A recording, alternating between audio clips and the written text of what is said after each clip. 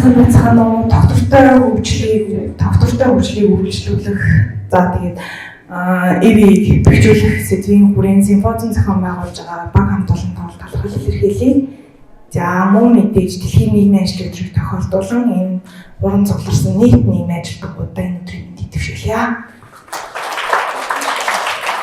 За намайг байгаль зул гэдэг 2024 онд шинжлэх ухаан технологийн их сургуулийн нийгмийн ажил хөтөлбөрөөр бол төгссөн. Одоо нийгмийн хамгааллын тусгай дүү гэдэг байгууллагад бол нийгмийн ажилтан мэргэжлэр бол ажилладаг.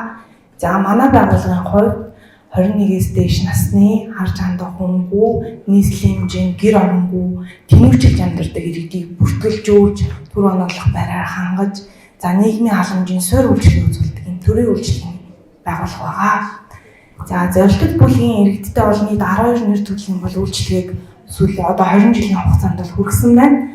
За эхнийх нь түр оноглох байрны үйлчилгээ, халуун хоол зайны үйлчилгээ, нийгмийн ажлын үйлчилгээ, сэтгэл зүйн зөвлөгөө засвал, анхан шатны эрүүл мэндийн үзлэг оншилгоо, за хөдөлмөрт зуучлах, за гэмт хэрэгээс урьдчилан сэргийлэх зэрэг нийт 12 нэр төрлийн үйлчлэгийг буюу төгсгөлд нь бие даасан амьдрал шилжүүлэх гэсэн шатаараалсан 12 үйл ажиллагааг нийт 20 жилийн хугацаанд 150 иргэнийг бол нийгэмшүүлж гаргасан байгууллага байгаа.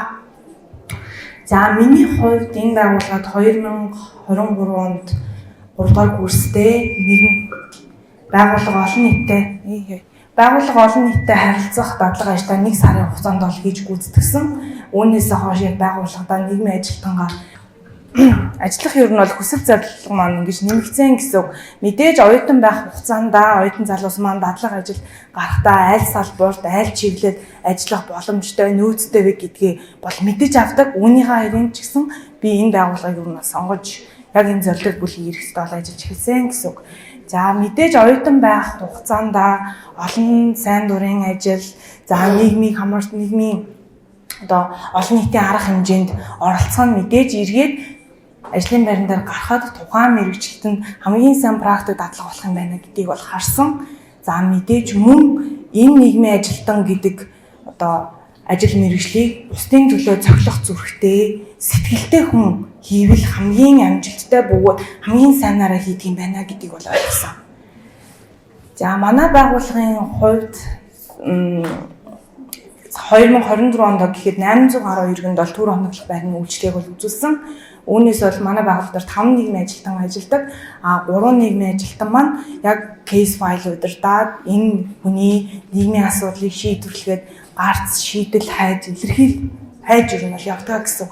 За мэдээж манай төвөөс үйлчлэг авч байгаа дийлэнх иргэдийн бичиг баримтгүй, Монгол улсын иргэн хэсэг нь мөн хэсэг нь тодорхойгүй, тийм ээ? Оршин суугаа хаяг байхгүй, иймэрхүү ер нь бол үйлчлэгнүүдийг бол авдаг. За яг энэ ажлын байран дээр гарч ирээд хамгийн анхны бол 3 сар бол маш их шантарч исэн. Практик болон онлайн мэдлэг маань зүрж өөрийгөө дутуугаар үнэлэх би чадахгүй юм байна гэдэг зүйлийг бол хамгийн ихээр ер нь л өөртөө авч исэн. Гисэн хэдий ч яг манай байгууллагад яг маш том супервайзер, маш мундаг багш нар байсан тул өнөөдөр та бүхэндээ би яг энэ илтгэлийг танилцуулаад зогсож байна.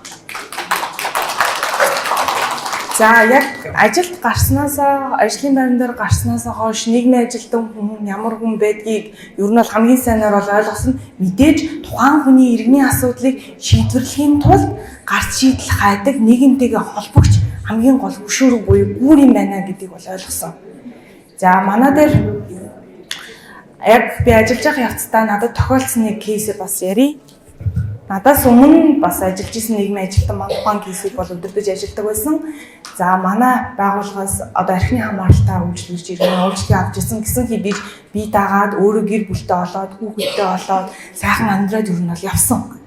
Гэсэн хэдий ч зурдаа эхнэрээ алдаад эргээд уналтанд ороод 6 сартай нялх хүүхдээ манай төв дээр бариад иргээ хүрээд ирсэн. Энэ үед яг нийгмийн ажилтны гэвд юу хийсэн бэ гэхээр Монголын тогтолцоо зорилт бүлгийн иргэний авч үйлчлэлээ анх хүүхдийг асамжийн байгуулалт шилжүүлсэн. Тэгэхээр гэр бүл төвтэй үйлчлэгээ байхгүй, гэр бүлийн гишүүн булганыг тусд нь үйлчлэг үзүүлж байгаа.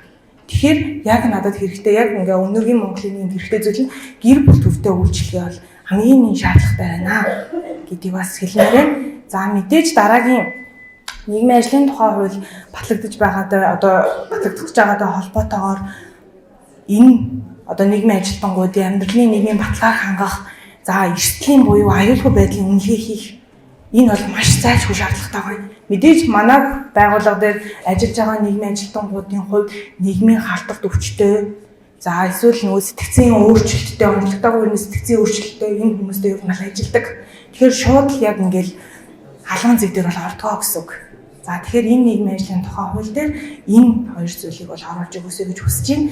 За мэдээж нийгмийн ажилтан хүнийг тасралтгүй суурж хөгжих энэ боломжийг нь хангаж өгөөрэй. Бас супервайзерууд гэж хэлдэг тийм ээ.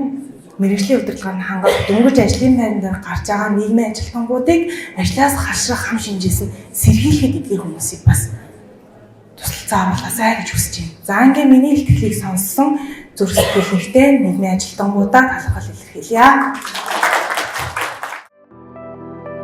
Нийгмийн ажлын инновац, туршилт, судалгааны төв.